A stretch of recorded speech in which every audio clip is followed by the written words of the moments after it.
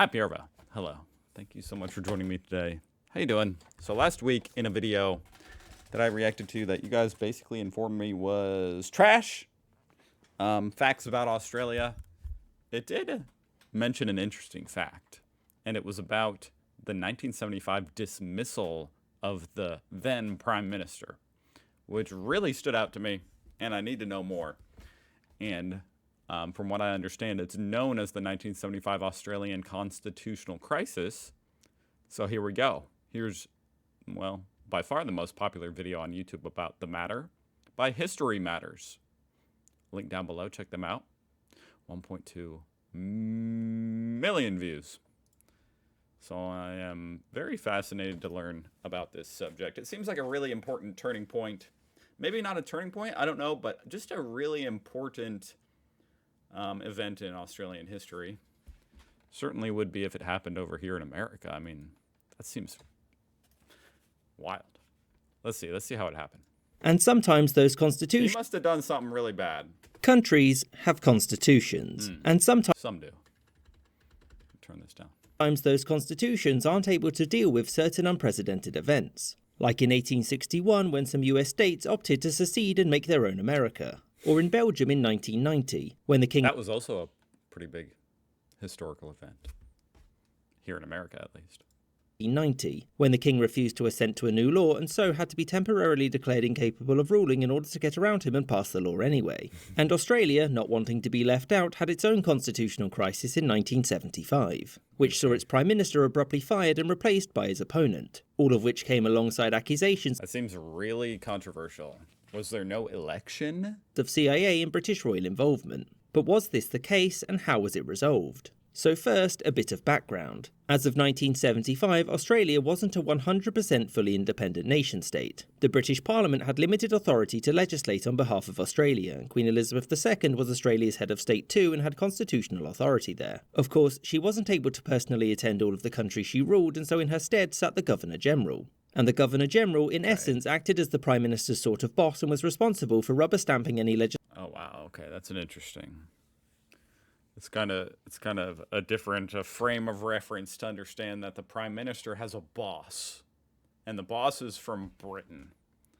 Okay, cool. And was responsible for rubber John Kerr stamping any legislation and calling elections. Anyway, from 1949 to 1972, Australia had been governed by a coalition of conservative parties. This was until they were defeated by the Labour Party and its leader, Gough Whitlam, became the Prime Minister. Now, becoming Prime Minister depended on controlling Australia's House of Representatives, but not its Senate, the balance of which sat on a knife edge. But the Senate also had to approve legislation for it to be passed. Now, Whitlam had been elected on a manifesto of increased spending, withdrawing from the Vietnam War and centralising power, which did not sit well with the Conservatives in the Senate. Whitlam also wished to investigate the Australian Security Intelligence Organisation since it had...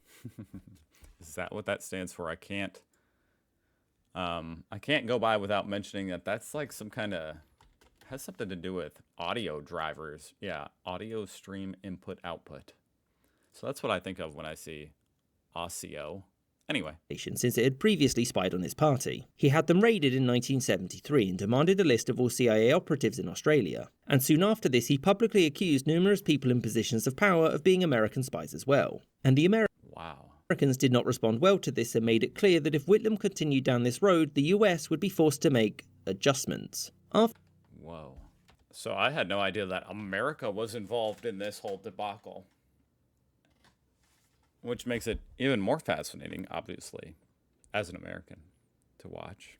What kind of adjustments...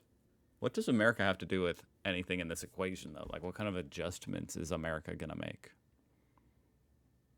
I mean, obviously, America has a lot of power, so I guess it can screw you over in any number of different ways if it wants to.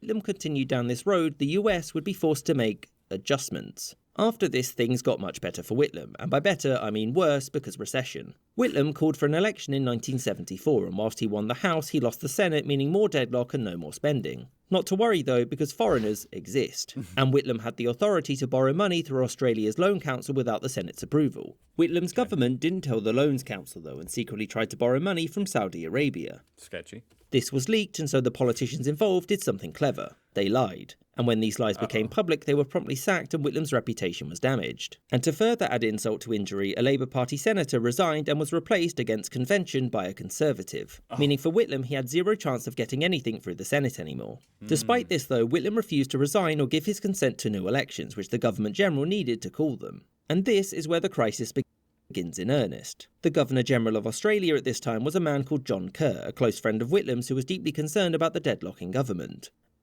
Okay, so he was a friend of Whitlam's. And so Kerr came up with a brilliant solution. He fired Whitlam and appointed the leader of the opposition, Malcolm Fraser, as Prime Minister in his stead.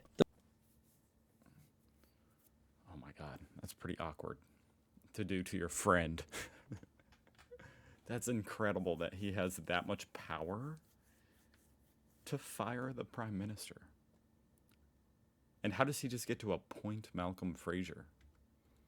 He fired Whitlam and appointed the leader of the opposition, Malcolm Fraser, as Prime Minister in his stead. The problem with this was that at the time, it wasn't exactly clear whether or not Kerr had the authority to do this. Kerr had been in I would kind of hope he didn't. Just as a matter of principle. Contact with Buckingham Palace to discuss what he was and wasn't able to do. And those at the palace reassured him that he had the authority to dismiss the Prime Minister. So you could do anything.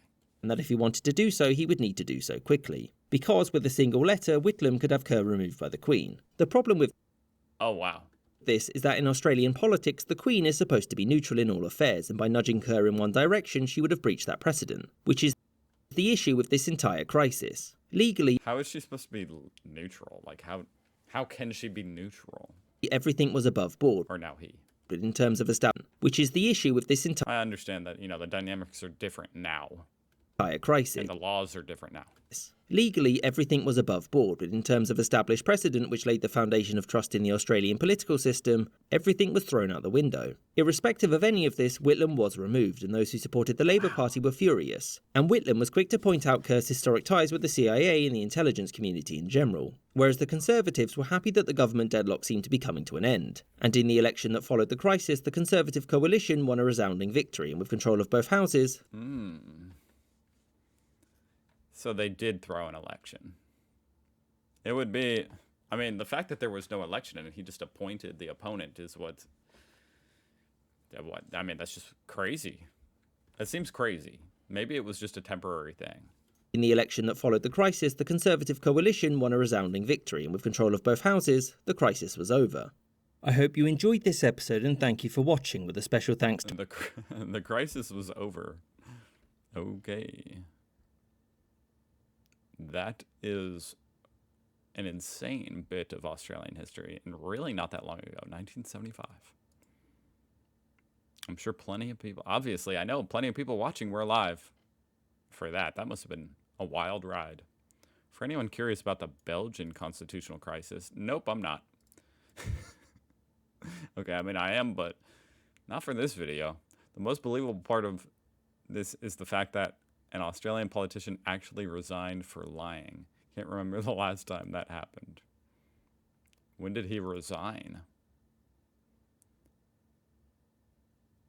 Emus sees birth.